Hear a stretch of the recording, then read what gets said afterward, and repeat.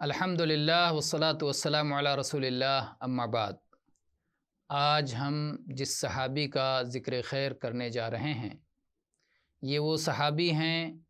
جو نبی کریم صلی اللہ علیہ وسلم کے پہلے خلیفہ راشد ہیں،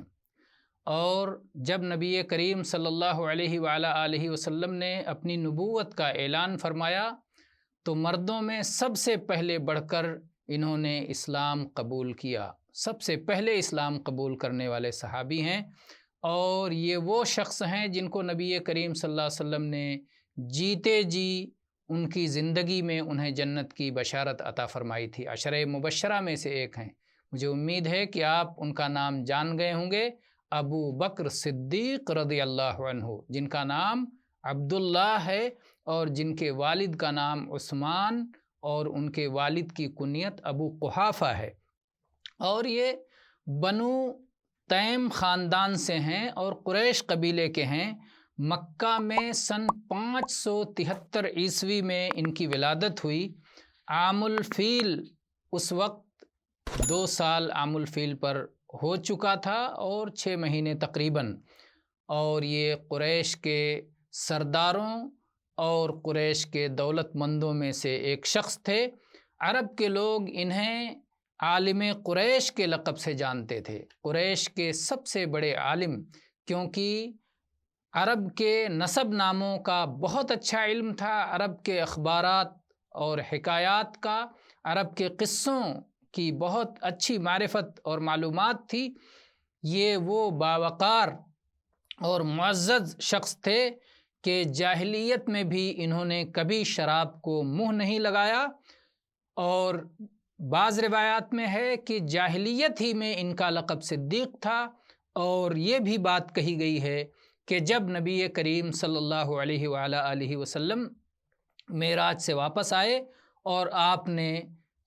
اپنے معراج اور اسراء کی خبر دی تو انہوں نے بڑھ کر تصدیق کی، اس لیے ان کا لقب صدیق پڑا۔